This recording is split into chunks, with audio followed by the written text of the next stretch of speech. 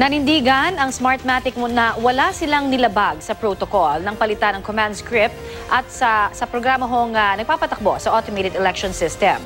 Gayunman, handa raw silang makipagtulungan sa investigasyon. May ulat on the spot si Mark Salazar. Mark?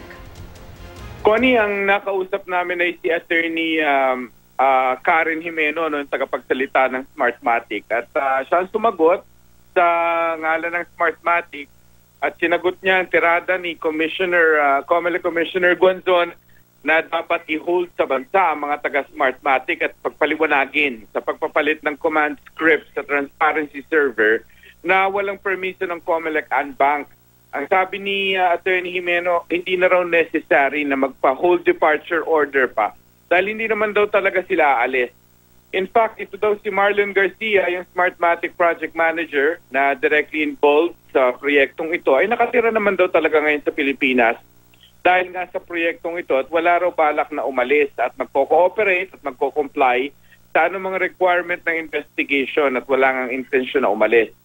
Pinanindigan ng Smartmatic, Connie, na wala silang nilabag na protocol nang palitan ang hash code para itama ang letrang question mark bilang letrang N.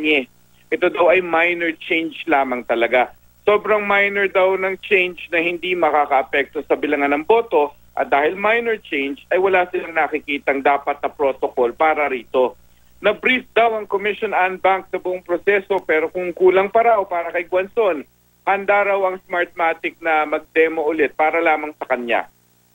Ngayong tanghali ko ni magsasagawa ang Smartmatic ng espesyal na demo para sa mga IT expert na mga partido para ipakita ang proseso ng hash code change.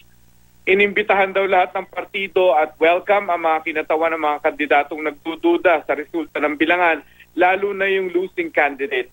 Ang demo na ito ay may classroom setting at dedicated solely for the candidates' representatives at hindi muna bukas sa amin sa media dahil hindi kakasya sa command center ng Smartmatic sa PICC ang lahat kung magsisiksikan. Connie.